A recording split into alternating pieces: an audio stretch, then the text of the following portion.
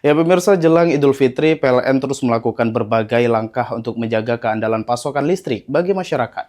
Salah satunya dilakukan PLN Unit Layanan Pelanggan Teluk Segara dengan memasang jaring pengaman satwa atau jaring tupai di wilayah Simpang Bliben, Kecamatan Pondok Kelapa, Kabupaten Bengkulu Tengah. Pengecekan dilakukan Direktur Distribusi PT PLN Persero, Arsyadani G. Akmala Putri, bersama jajaran manajemen. Kegiatan ini dilakukan untuk memastikan seluruh fasilitas pengisian daya kendaraan listrik berfungsi dengan baik jelang Idul Fitri. Dalam peninjauan tersebut, manajemen PLN memeriksa kondisi peralatan SPKLU, sistem kelistrikan, hingga jaringan komunikasi perangkat.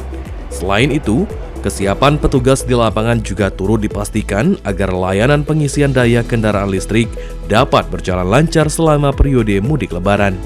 Selain memastikan kesiapan SPKLU, PLN juga menyiagakan petugas pelayanan teknik selama 24 jam jelang Idul Fitri.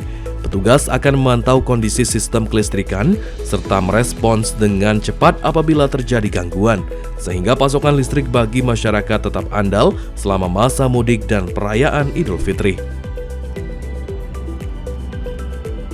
Manajer PLN UP3 Palembang, Arif Azani menyampaikan bahwa pihaknya telah memastikan seluruh SPKLU di wilayah Palembang dalam kondisi prima untuk melayani masyarakat. Dengan kesiapan infrastruktur dan dukungan personil yang siaga jelang Idul Fitri, PLN berharap masyarakat yang menggunakan kendaraan listrik dapat melakukan perjalanan mudik dengan aman, nyaman, dan lancar.